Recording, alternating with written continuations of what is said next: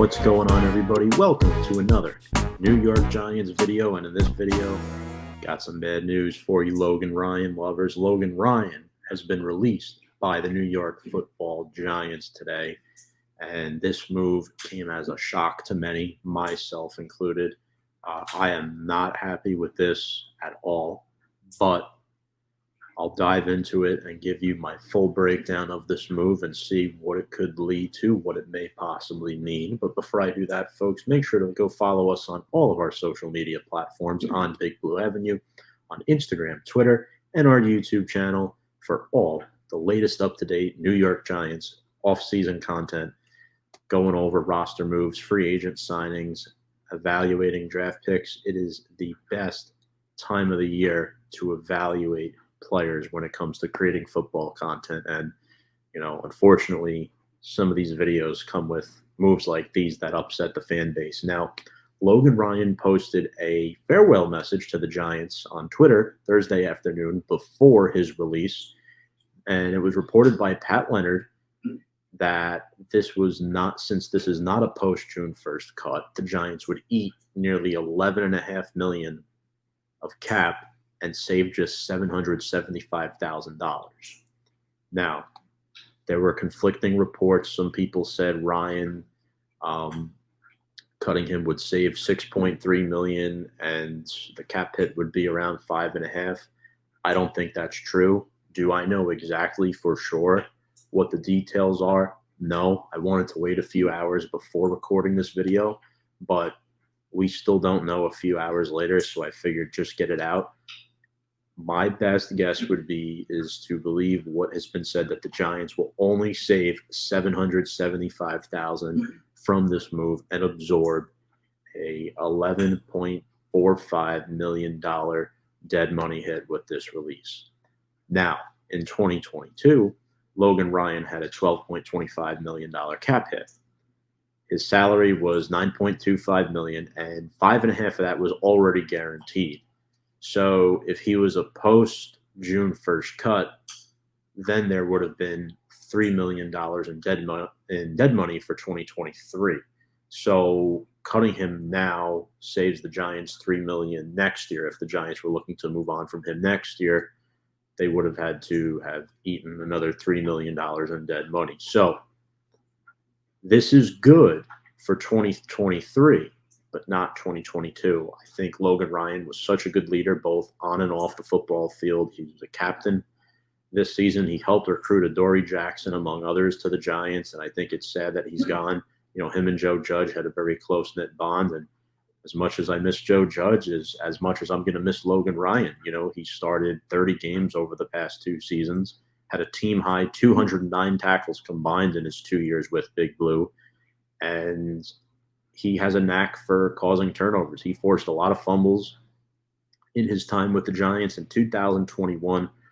This past season, of course, Blake Martinez was hurt all season, who in 2020 was our leading tackler. Logan Ryan stepped up to be that guy in 2021, had a career-high 117 tackles, 8 passes defended, 2 forced fumbles, 1 interception, and he was great. And he played 15 games. So it's interesting because Logan Ryan is definitely a player that I'm going to miss. In 2020, he was a nominee for Walter Payton Man of the Year award, had a good season then as well, 94 tackles, 9 passes defended, and forced 3 fumbles, recovering 2. So, this is a guy who was a leader. The Giants did have a lot of depth in the secondary this past season with Jabrill Peppers, Logan Ryan, Xavier McKinney, and Julian Love. Obviously, a lot of people were talking about using 3 safeties in the Giants secondary, but Jabrill Peppers went down early in the season with a season-ending injury. So it'll be interesting to see what happens. And it's just really unfortunate that, he's gone. Some people were hinting at it. Should have listened to them. I didn't think it made financial sense to get rid of Logan Ryan. I still don't think it logically makes financial sense to get rid of him. Maybe if you're looking in the back window of 2023, but I'm looking at 2022 right now. Why look into 2023 when you already have $87 million in cap space? I get it. It throws on another 9.25 into next year. That would put the Giants nearly at $100 million. but you don't know what's going to happen between now and next year, right? It's very confusing to me. Now we know on Christmas Day 2020, Logan Ryan was given a 3-year, $30 million contract extension.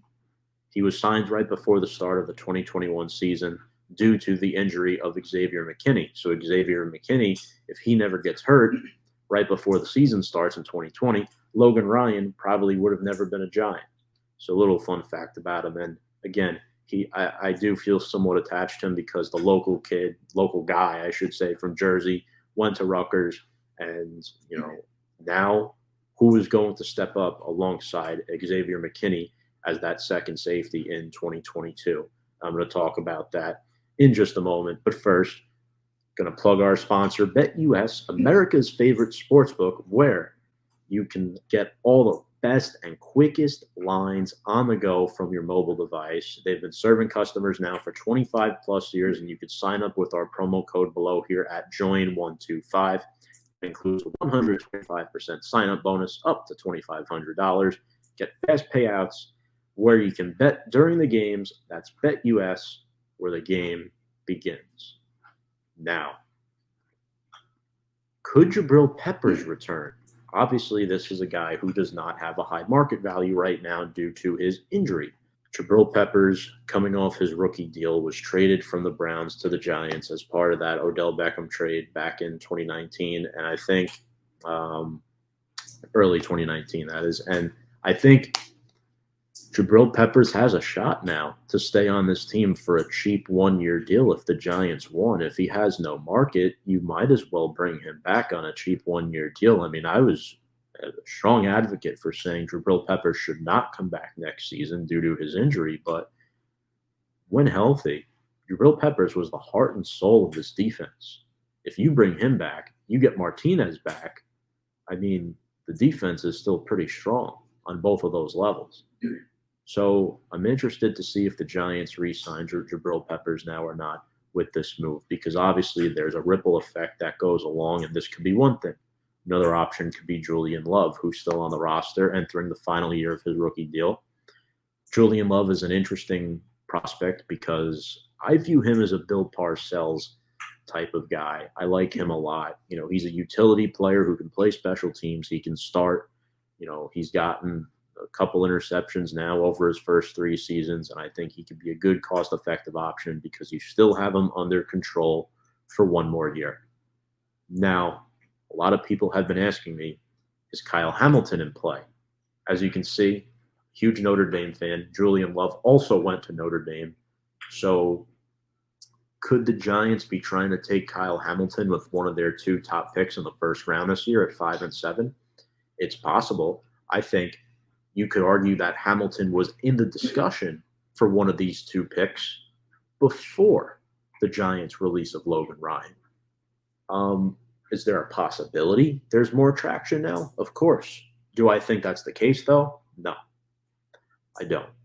I don't necessarily think the Giants should select Kyle Hamilton with one of the 2 top picks from a neutral perspective. I do think safety is a need, though, if they don't re-sign Jabrill Peppers. If they want to go with McKinney and Love for this season, fine. But you want youth, you want competition, you want cost-effective players.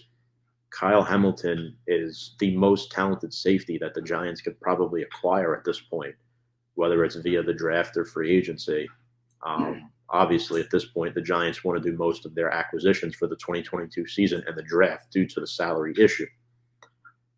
So, yeah, I think options to replace Logan Ryan, top 3 options in my opinion, I would go Love, Peppers, Hamilton. I think Hamilton is still not likely yet. But yeah, Love or Peppers would be my top 2 options. I prefer Jabrill Peppers over Julian Love if healthy, but we don't know how players are coming off injuries like that. I'm pretty sure Peppers tore his Achilles, and Jabrill Peppers is such a, great football player, high IQ player, but we will see what happens. And in the midst of this, the Giants re-signed offensive tackle Corey Cunningham today as well.